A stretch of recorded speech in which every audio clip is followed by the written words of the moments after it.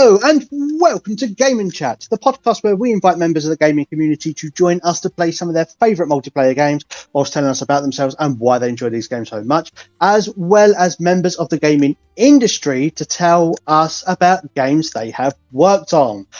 Today I have a very, very special guest. I've been trying to get him on the podcast since its inception last year. It is only the one and only Toadanime, Ryan Brown. Hello, hello, hello. Lovely to finally be on. Hello, mate. It's been a while. I know you've been busy. I mean, I think the last time I tried to get you on was Gamescom. Gamescom happened and you was exceptionally busy, and I know you've had a lot to do and you've been working a lot of stuff, but finally, the moons and the planets have aligned. We finally got you on, and you can talk about this big, big secret project that you've been working on all this time. So the game we are playing today is Super Smash Bros. Ultimate. So if you want, we can go into the ring now. So if I pick up my character icon and stick it in the ring, you should be able to do the same with yours. I've literally never played Smash Ultimate online. Brawl, hundreds of hours of it. Smash Ultimate, for some reason, not. So, Ryan, we've known each other for a good while now. We've known each other since your days at Numskull. Which seems like a long time ago now. Yeah. Jeez, yeah, it really is that long. Yeah, long time. We've known each other a long time. We met each other. There used to be a period of time where we was seeing each other at pretty much every event that was happening in the UK, of which there don't seem to be that many of them anymore. But I believe you first met Jack at Gamescom in 2019. We met each other at EGX, but then we met each other in 2021, I believe. And then shortly after that, you went and worked for Super Rare Games. Yep. And you did a hell of a lot of work there, and brought a lot of brilliant, indie games over to, Nintendo Switch and physical media, because your main thing is video game preservation. So please talk to us about why physical media is so important to you.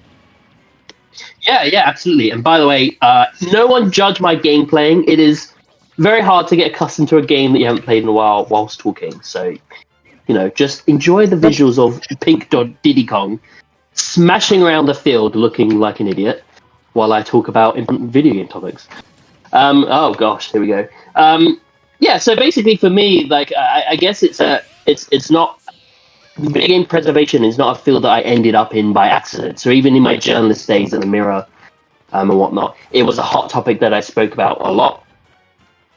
Even before I ended up in any sort of limited print company or physical games company at all, I was doing articles while I was at the Mirror talking about, these are the rarest PS4 games and all that sort of stuff. So physical media preservation always been a really hot topic for me. I guess it comes into the fact of, for me, video games are not just this silly thing, although they can be that. But for me, video games is an art form. It is an art form as serious as books or as serious as movies or any other sort of art form, modern interactive art form, modern media art form. So for me, I just find it really quite sad that the games industry as a whole kind of has a really poor track record in terms of video game preservation. The Gaming History Foundation, I can't remember the exact number, but they have some stat that like maybe 70% of classic games are at risk of being lost to time currently or unplayable on modern hardware. We have such a preservation issue in this industry that is frankly not experienced by movies or music or anything, and they have preservation issues of their own. But for us, like, entire games can just be completely lost to time. There's just lots of material that is lost to time. I mean, it just seems, unfortunately, and not even naming names because it's pretty much across the board, especially in the AAA part of the industry, where games, unless they are making money here and now, they kind of don't. They're kind of considered to not have any worth. And if we're being honest with ourselves, that applies to sort of Nintendo, Sony, Xbox, pretty much every company. I'm sure that they care, of course, about the stuff that they've made, but in terms of getting everything accessible and playable throughout time, not really, sadly. So for me, as someone that cares deeply about video games as a proper art form and enjoys getting hit by thwomps, apparently, and also as a collector as well, because obviously, you know, with physical media, part of it is certainly the preservation and accessibility aspect. Part of it is, if I'm being honest with myself, the collectability part. So as someone that cares deeply about those sorts of things, yeah, it kind of makes sense that I've sort of clicked myself in with preservation. And of course, like even before oh gosh, that was annihilated. Even before I had joined Super Rare, I was already big into even just that limited print model, right? So I was already collecting all of Super Rare stuff, collecting all the limited run games, titles, much to the disappointment of my partner and my own wallet. But yeah. So video game preservation. Like I think anyone, I imagine most people listening to this care about video games a little bit more than maybe your average Joe, and so I think that like most people listening probably have at least some degree of knowledge and care about the idea of video game preservation. I mean, video game preservation is very, very important, and we see a lot of like revival of old IPs and that. Fortunately, one of which being the Gex trilogy, which obviously Limited Run Games is going to be bringing out sometime after summer, I think. Right. We've seen it with Tonga as well. I believe it's Tonga, which came out sometime last year, and just other games in general. But it is true what you're saying about, you know, some other many games just disappearing over the test of time because, you know, IPs and licenses, they do get lost or they get picked up by somebody else or companies go defunct, and it can be very, very complicated to, you know, try and bring some of these old IPs back or, you know, some of these old games back. And also indie developers obviously having the difficulty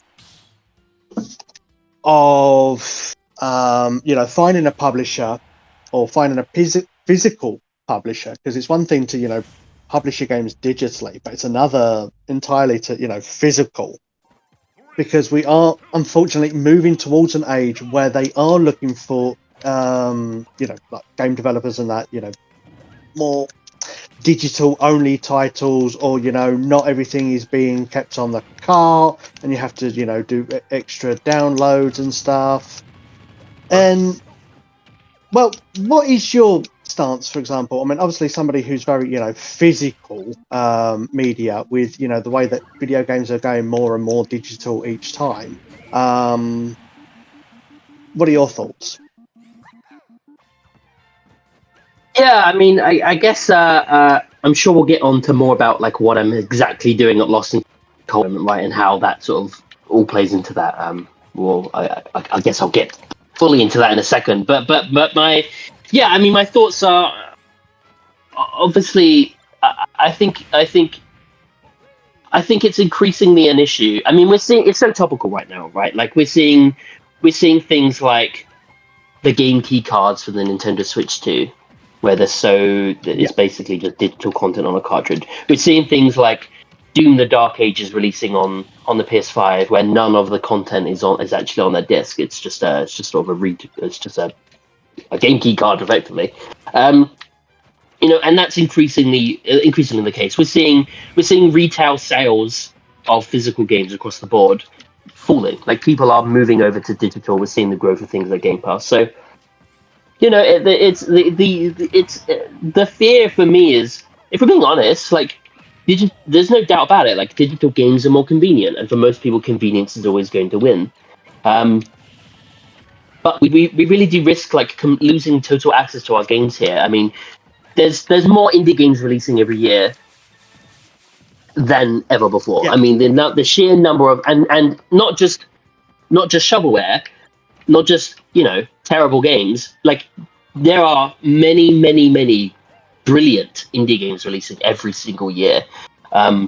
So there are obviously lots of companies, including the one that we're going to talk about in a minute, I suppose, releasing those indie games and releasing other quality games physically. But it's really important that more than ever that we're making sure that all of those all the content for those games is on the disc or on the cartridge, because one day these game servers are gonna shut off, and you'll effectively lose access to all of it unless it's all on the disc and cartridge. And I think there's going to be an increasing number of people who start to care about this sort of thing. Unfortunately, will it ever become a mainstream talking point? Probably, realistically not. It's not that I think everyone that plays Call of Duty or even all Nintendo fans are actually going to care that much about these topics, but I do think enough people will care, where there's going to be people that are going to come up with solutions and go out of their way to make sure that the games, specifically indie games, are sort of getting the love that they deserve. I am trying so hard to actually beat Banjo-Kazooie whilst talking about these topics that require a lot of thought. So if I'm mumbling... Still. I want to let you get the chance to get your special off. So when I get close. There we are. I'll be honest, I don't even remember how to use the final smash. It should be B. Oh. Don't you ever talk to me again, Banjo. There we go. There we go. We got it off there. I promise I am actually okay at Smash, usually. Yeah, so let's do it. Let's talk about the elephant in the room. Well, not so much the elephant in the room, but the big reveal. Why we're all here. What are we going to be talking about? What you've been working on over all this past year. Yes. Oh, yes, indeed. Yeah, that's the big topic. Yeah, and actually, by the way, I've told you this off the podcast, but this is actually the first time I've spoken about this. By the time this releases, there might be one or two other places where I'm doing so, but in real life terms, I've not been able to talk to anyone about this for ages. So yes, we're getting a first exclusive, everyone. Exactly, you heard it here first, everyone. Meanwhile, you're just watching Diddy Kong just like fall down some buildings. Yeah, so I obviously, some people may perhaps know me from being at Super Rare Games before, where I was helping bring out some fantastic indie game releases, and Super Rare is still really great at doing what they're doing. You've got genuinely really good people there, and some great releases. But yeah, I left there and joined Lost in Cult in late 2023, so quite some time away now. And publicly, I was joining to be their marketing director, but secretly, behind the scenes, I was actually joining to start up and run our new video games publishing label, which will at one point include doing original digital publishing, but at the moment focusing primarily on physical releases of existing games. Yeah, I mean, I highly recommend, unless by the time we're talking they've all somehow sold out instantly or something crazy like that, I highly recommend people go check it out. But basically, the way that we're doing it is, I don't know if anyone listening knows of Lost in Cult. We're best known at the moment for making really pretty video game culture items. So we make books, like our Design Works books that we've made on Sable, Outer Wilds, Animal Well, Valhalla, loads of cool games. Beautifully designed items. And we're so crazy about quality and premiumness and prestige.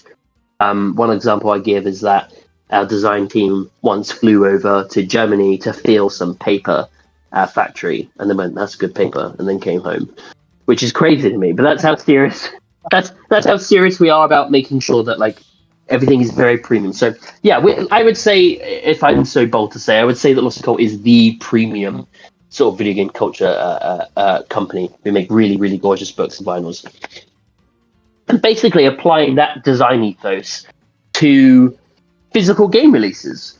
And basically, what I wanted to do in building a new physical games label is, I think there's already lots of companies doing physical game releases, and we didn't just want to be another one of those. We wanted to do things differently. We wanted to do things, if I'm being honest, a bit better.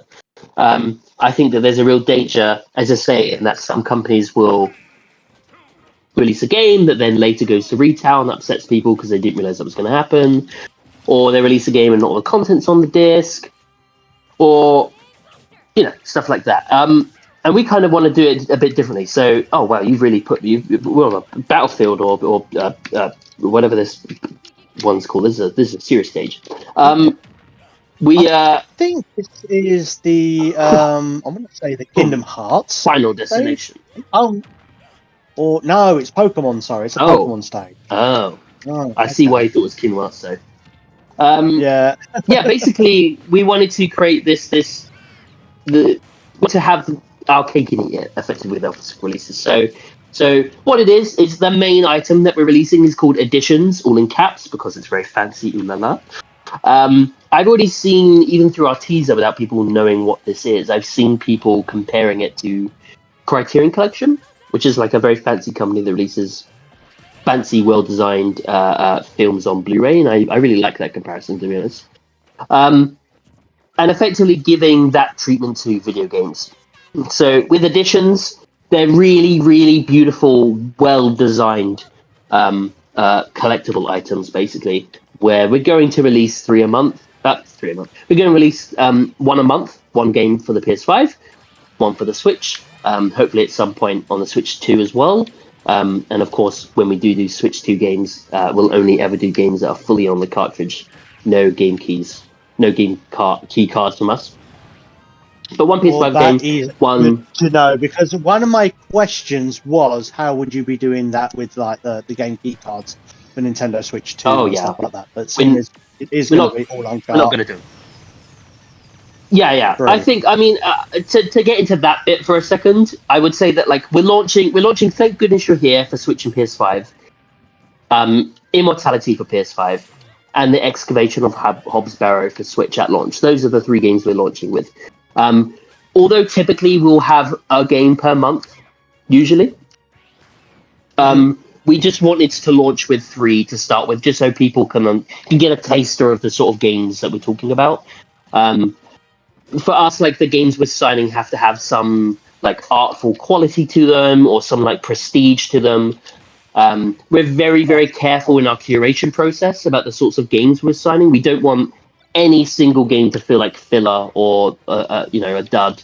The way we put it to developers when we are pitching to them is we kind of it's a bit like a book club, right? Where we want people to entrust us that every month we're going to launch a PS5 game, every month we're going to launch a Switch game, and they know whatever that game is going to be a quality game that they'll just love. And we also say that like we sign games that push the medium of video games as an art form in some way. And of course, we have, I think, maybe at least a full year's lineup so far signed, perhaps even more than that. We have a lot, which is great, of course, that partners are so trusting in our vision so early on, before we'd even launched. So really grateful for people sort of understanding our vision there. And to get to your point, Nintendo Switch 2-wise, we don't have a Nintendo Switch 2 game at launch, and we'll sort of announce when we are going to launch a Switch 2 game. But we know that when we do, it will only be a full cartridge game. We are already looking into the process behind that. It's no secret to say that we work with one of the largest, most respectable, most experienced distributors in the world, which is PM Studio. We work alongside them to produce our physical games. So yeah, we will be looking at doing Switch 2 games in the future. Will not be game key cards. We'll only be doing full physicals. And there's a lot of questions up in the air at the moment that even I don't have the answers to. Frankly, no one does, about what those physical options look like from Nintendo, what the costs are going to be. But I think that even if we end up having to charge a little bit more for proper full-on cart physical editions for the Switch 2, I think that's something that people are willing to do. Like, if for example, and I really don't know the costs yet, but if for example we end up having to charge an extra £10 or an extra £15 for our Switch 2 releases, for them to have all the actual game on the cartridge itself, I think that is probably a price those collectors are willing to pay. Collectors obviously, understandably, hate game key cards. I feel similarly as a collector myself. So we ain't. No matter what, we are never, ever, ever doing a game key card release. Yeah. I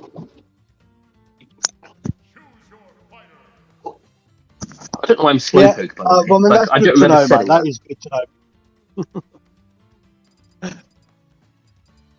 So, I mean, it's good to know that, you are only going to be doing, like proper physical, all on the cart. Yep. And obviously, that's not just the Nintendo Switch and Nintendo Switch 2. You are also covering games for PlayStation 5 as well. Another question that I have, which is probably one that you will probably hear a lot of when creating up a new label, is how is it going to be any different from limited run games, premium edition games, and super rare games? Yeah, I love that. So yeah, I guess as I started it, there's so much to talk about that I'm sort of flinging ideas out there and then immediately changing topic.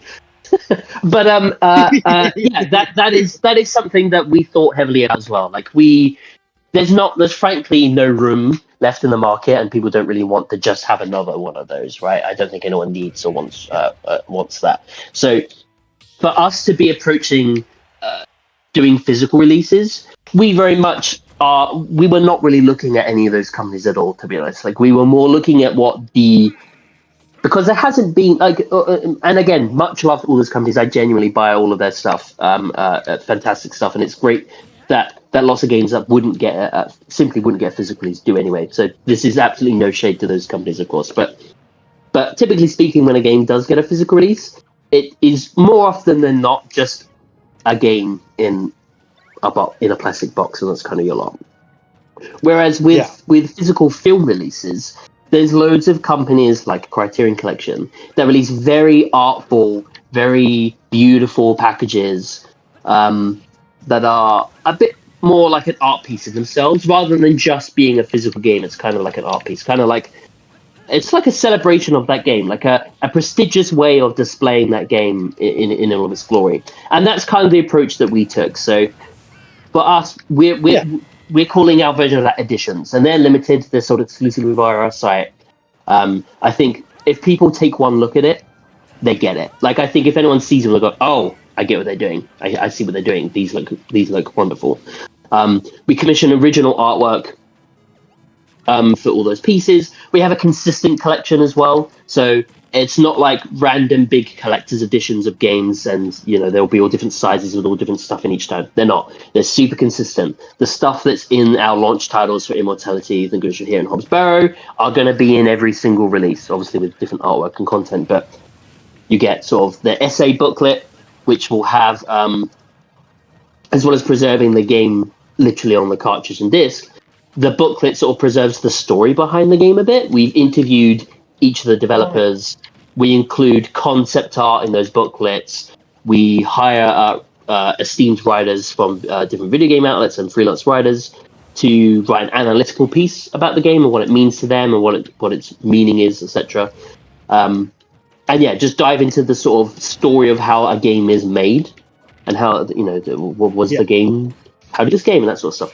We have that as a booklet. We have a gorgeous poster, which is again a totally original design from commissioned artists.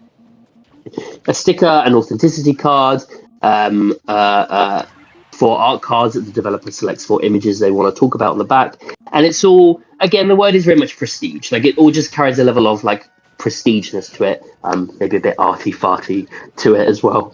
Another way that we're separating ourselves is, as well as doing that addition, we are actually ourselves releasing standard versions of each game that we release at retail, at mass retail.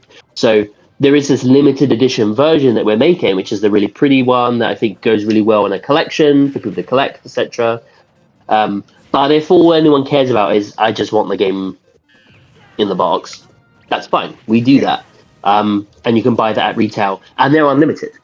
I think one part of what we wanted to do differently is frankly address any of the criticisms and comments that people have about physical games at the moment, and kind of create a better alternative. So I think one thing that people have issue with is, you're saying it's for preservation, but there's only 3,000 copies. And to sort of defend that point for a bit, typically speaking, that's kind of been necessary. Like, in order to make a physical copy happen, it's kind of like, well, that's the only way you could feasibly do it. Otherwise, it just wouldn't be profitable, and you wouldn't get that game physically at all. But for us, we see it as that what we're doing with editions, that fancy version, is such a unique, different value proposition to begin with, that we can release that game at retail as well. So we are making that game mass available, mass accessible. It's obviously not very interesting to scalpers, so the game's not going to be scalped, because then the standard retail versions aren't limited. You can just go pick, whoever wants to pick one up can go pick one up. It's only the fancy editions versions which we make a set amount of limited versions out of. Also, we work with our partner PM Studios as well. So we're looking at currently we're this has been recorded before launch. So currently we're looking at releasing those, having the stock of those games at their US warehouse, and then keeping some stock ourselves in Europe so that we can ship easily, depending on where you are, whether in Europe or the US. And also one key thing as well is we increasingly see that, like, part of it goes into what we talked about preservation earlier, right? And that part of the point, to me personally, in a physical release is that it has all the content on the cartridge, it has all the content on the disc, that it is the full game preserved forever. And unfortunately, increasingly so, we're seeing that. Thank you, Alexa. Increasingly, we're seeing that not happen with physical releases, where some of the content's missing or it needs patches and stuff. What we're doing actually is we're the first company to be working directly with a group called Does It Play, which is a group that's known for sort of collecting all of the, they'll buy physical games, test them, and then rate them on their site as to whether the game whether the game has been fully preserved physically.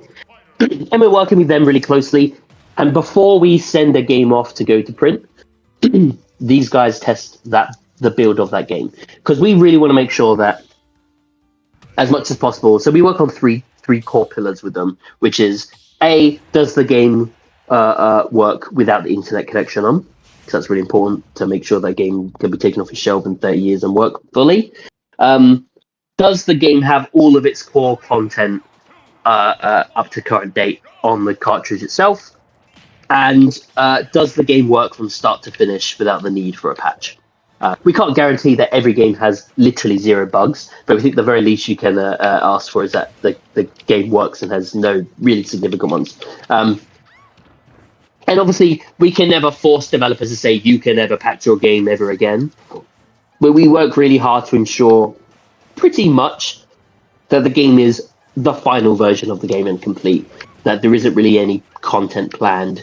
If we do see little bugs, we get guarantees that, like, are you going to patch this? And if they are going to patch it, we wait for the patch. And if they aren't going to patch it, then we know we're fine. So, yeah, that's really important, that as much as possible, we're guaranteeing the final version of the game. And I think it's a really unique factor that we're working directly with Does It Play to test the games in that way. Already, our next secret game, so the next game that will come in either the PS5 or the Switch bundles as the third and final game in those bundles, which is the next game we'll announce in June. Already that game, we've been told they're not long. No. Already that game, we're being told that they're are going to patch it, so we're actually waiting for them to patch it before we send it off for production. And we will not send it off for production until it has that. And we're of the mindset that, like, if that means that people have to wait a little bit longer for shipping, I think people would prefer that. So we just take that decision every time, basically. However, on that end, we are always working ahead. So another thing we have over some of the competition is that there isn't a year-long wait to receive these games. We're already working on them at the time that we announce them. We don't need to, hit 3,000 units or whatever for each game in order for them to happen. They happen anyway. So it's not like I suppose it's a pre-order because they are chip chat, but the games are being made, they're being produced regardless. Which is partially thanks to that. Yeah, exactly. That's what I mean. They're not being made to order. And I think we have the advantage, of course, that we are releasing standard versions of the games at retail. And although our editions version, sleepy time. Although our editions version does come with a variant cover, our edition version comes with a variant cover, but we still it still comes in the same print run basically, so we don't need to make the order. So yeah, I think that we're doing a lot of things differently. We're doing a lot of things better. We know already straight off the bat that what we're doing for editions, it being so fancy and so prestigious and being so specific, that won't necessarily appeal to everyone, and that some people would just want the standard version of the game physically, and that's totally fine. No problems with that at all. We don't really see ourselves as competing with sort of Limited Run or any of those other companies. We sort of really respect what they do. Obviously, more indie games that get physical releases, the better. We see us as just being a very different, new type of thing, I suppose. And I obviously bias, but I happen to think it's a better option. It's a better alternative, and I think the existing issues that collectors have with the physical games industry, we have pretty much. I'm pretty confident to say we've fixed all of them. We have thought thoroughly about them for a long time. I mean, we've been working on this. We've been working on this behind the scenes for over a year. I mean, we could easily have just, if we wanted to, just release them, before they were finished or before but we thought everything through. We wanted to think everything through. We wanted to make this as perfect as possible. We wanted to build up an infrastructure for this. We want people to only be waiting at most a couple of months in order for their games to arrive. So yeah, we've just we've thought about it all, I think, and I'm really curious to see what people make of it on May 20th. I'm really, really curious. Our teaser went well, so people seem to be intrigued at the idea of us doing physicals, at least, which is good. Oh, wrong one. It's hiding. I need people to understand that I am not a multitasker. So if they're watching me go, "What on earth is Diddy Kong doing?" Just know I'm talking about the thing I've been working on and excited about for the first time, whilst trying to beat up Princess Peach. Whoa! What a great way to just end that then. Well, mate, it has been an absolute pleasure and an honour to have you on our podcast and to be able to talk about your new publishing label over at Lost in Cult. Unfortunately, as with all good things, that must come to an end, so must this podcast. So I want to give you the opportunity to plug your stuff. Where can people find you? Where can they find out more about your publishing label? The floor is yours. Oh, brilliant. So appreciate everyone listening to this. Obviously, as Mike has said for many years, he's always been very supportive of everything I've worked on. So big shout out to Mike Tender64. Genuinely, always been a real one, always been very supportive. To see our stuff, obviously head to lostincult.co.uk. Don't worry if you're not UK based. We ship everything internationally. And do check out the editions, which are really fancy, really, really beautiful versions of video games. I wish I could tell people some of the titles we have coming up. It is going to blow your minds. We have an incredible lineup prepared for our physical releases. And obviously, I would really love people to get in early on collecting them, especially if you listen to this for the Switch versions. Genuinely, some really amazing games coming up. Check out those editions. And if the editions, if they're too arty and not really your thing, you can pick up standard versions of those games at retail, and we'll still thank you for it, as will the developers. So yeah, check out mastercult.co.uk, and of course check out and follow our socials as well to be caught up with all the news. Well, thank you very much, everyone at home, for watching and listening. And until next time, keep on gaming.